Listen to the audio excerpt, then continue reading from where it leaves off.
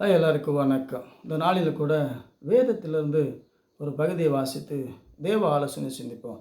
மத்தேயு சுவிசேஷம் 25வது அதிகாரம் 5வது வசனம். மணவாளன் வர தாமதமான போது அவர் எல்லோரும் நித்திரை மயக்கம் அடைந்து தூங்கிவிட்டார்கள். மறுபடியும் இயேசு நடுராத்திரியில் இதோ மணவாளன் வருகிறார், அவருக்கு எதிர்கொண்டு போக புறப்படுங்கள் என்கிற சத்தம் உண்டாயிற்று.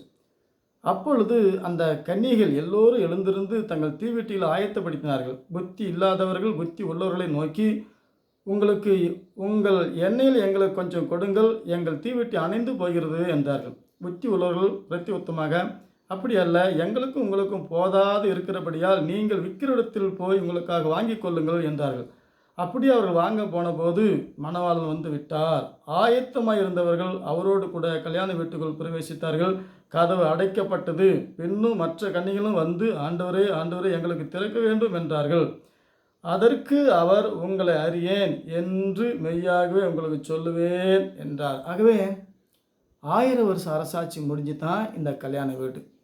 1000 வருஷ அரசாட்சியில் புத்தி இல்லாத மணவாட்டி கன்னி நித்திரை மயக்கம் அடைந்து விட்டார். ஏன்னா அந்த உலக வாழ்க்கை நித்தியத்தை மறக்கக்கூடிய அளவுக்கு மாம்ச வாழ்க்கை ஜனங்களுக்கு சந்தோஷமாக இருக்குது.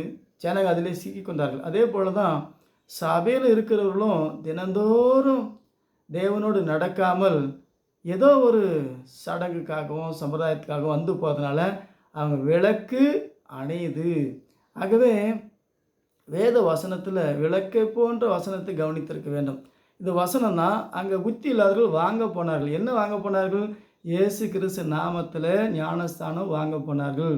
இயேசு கிறிஸ்து நாமத்தில் ஞானஸ்தானம் எடுத்தால் தான் பரிசுத்தாவியாகிய தேவன் எரிந்து பிரகாசிப்பார். அவரை தான் விளக்கு, அவரை தான் எண்ணெய் விளக்கு, அதில் வாழ்க்கை விளக்கு, இதுதான் ஊருக்கு விளக்கு, இதுதான் உனக்கும் விளக்கு. ஆகவே விளக்கு அணைந்து போவதற்கு என்ன காரணம்?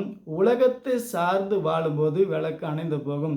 ஒவ்வொரு நாளும் நாம் விழித்திருந்து ஒவ்வொரு நாளும் இன்றைய காலையிலேருந்து சாயந்தரம் வரைக்கும் என்ன செஞ்சோம், இதில் விளக்கு அணையக்கூடிய ஏதாச்சும் காரியம் இருக்குமானால் அதை நாம் விளக்கி நம்ம விளக்கு எரியணும், பிரகாசிகமாக இருக்கணும். மணவாளன் வருகிறார். கல்யாண வீடு 1000 வருஷம் அரசாட்சி முடிஞ்சு தான் மணவாளன் வருகிறார். அது அங்கே எக்கால சத்தமோ அல்லது மின்னல் இடியோ வருவதில்லை. மணவாளன் வருகிறார். யாருக்கு தெரியும்? மணவாட்டிக்கு தெரியும். மற்ற மண்ணாண்டிகளுக்கெல்லாம் புரியாது, தெரியாது, விளக்கு எரியாது. ஆகவே நம்ம மணவாட்டியாக இருந்தால் மணவாளுடைய ரகசியம் மணவாட்டிக்கு தெரியும். ஆகவே தான் வெளிப்படுத்தல் விசேஷம் 19வது அதிகாரம் 7வது வசனத்தில், நாம் சந்தோஷப்பட்டு களி கூர்ந்து அவருக்கு துதி செய்ய கடவோம், ஆட்டுக்குட்டியானுடைய கல்யாணம் வந்தது, அவருடைய மனைவி தன்னை ஆயத்தப்படுத்தினாள் என்று சொல்ல கேட்டேன். சுத்தமும் பிரகாசமான மெல்லிய வஸ்திரம் தரித்து கொள்ளும்படி அவளுக்கு அளிக்கப்பட்டது. அந்த மெல்லிய வஸ்திரம் பரிசுத்தவானுடைய நீதி. இன்னைக்கு ஒவ்வொரு நாளும் நீதியோடு நடக்கணும். அநீதியோடு நடந்தால் விளக்கு அணைஞ்சிடும். ஆகவே 1000 வருஷம் அரசாட்சியில் இந்த பூமியில் இயேசு இறப்பதில்லை. இயேசு நமக்குள்ளே இருக்கிறார்.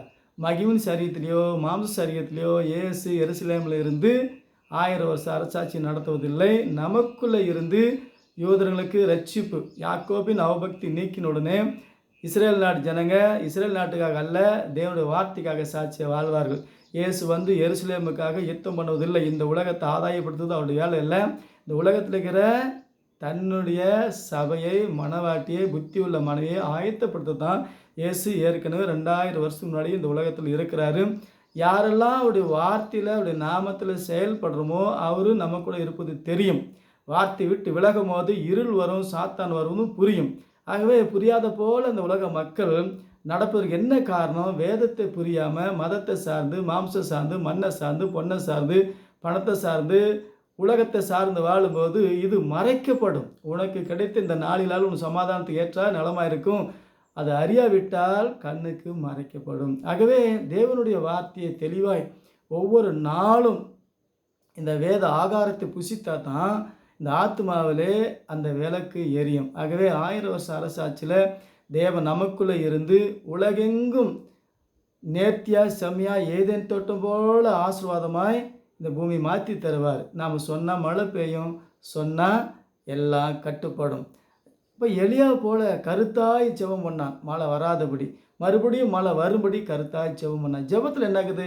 எல்லா ரிமோட்டு கண்ட்ரோலும் தேவனுடைய வார்த்தையில் உண்டு. நம்ம ரிமோட்டு ஆன் பண்ணால் சவுண்டு ஜாஸ்தியாக வரும், சவுண்டு குறைச்சிக்கலாம், அதிகமாக வச்சுக்கலாம், ஆஃப் பண்ணிக்கலாம். எல்லாமே சிக்னல். அது ஒரு காந்த சக்தி, கரண்ட்டு மின் சக்தி. அதே போல் வார்த்தைக்கும் சக்தி உண்டு. ஆகவே இந்த சக்தியும் புத்தியும் அறிந்து மணவாட்டியாய் எரிந்து பிரகாசில் விளக்காய் மணவாள் சத்தத்தை கேட்குற நம்முடைய காது விருத்து சேதம் உள்ள காதாக இருக்கணும். இயேசு கிறிஸ்து நாமத்தில் ஞானசானம் எடுத்தாதான் அது விருத்து சேதனம் பண்ணப்படும். ஒரே தேவனை ஆராதிப்போம், ஒரே தேவனுக்காய் சாட்சி வாழ்வோம், மணவாட்டியாய் புத்தி உள்ள கன்னியாக இருப்போம். மணவாளன் வரும்போது நம்முடைய விளக்கு எரியும். ஆகவே இந்த வேத வசனத்தை கேட்டு தெய்வம் போன்ற இந்த வேத வசனத்தை கவனித்திருப்பது நலமாயிருக்கும். ஆகவே ஒவ்வொரு நாளும் புத்தி உள்ள மணவாட்டியாய் வாழ்வோம். நம்ம மணவாட்டி தேவனுடைய ராஜாவினுடைய மணவாட்டி இயேசுதான் ராஜா. அவர் எப்போ வருவார்? 1000 வருஷம் அரசாட்சி முடிஞ்சு ரகசிய வருகை. அது மணவாட்டிக்கு தான் தெரியும். அப்போ புத்தி உள்ளவர்களுக்கு புரியும், புத்தி இல்லாதவர்களுக்கு எரியாது. அவங்க உலகத்தில் வாங்க போனாங்க, அது 7 வருஷம் அவங்க மறுபடியும் பலவந்தம் பண்ணால் பரலோக ராஜ்யத்தை பிடித்து கொள்ளலாம். ஆகவே நாம் தேவனுடைய வார்த்தையிலே தெளிவாக இருப்போம். ஒன் காடு, ஒரே தேவனுடைய கொள்கையில் வளருவோம். கர்த்தர் நம்மை ஆசீர்வதிப்பார். மீண்டும் சந்திப்போம். வணக்கம். ஆமென்.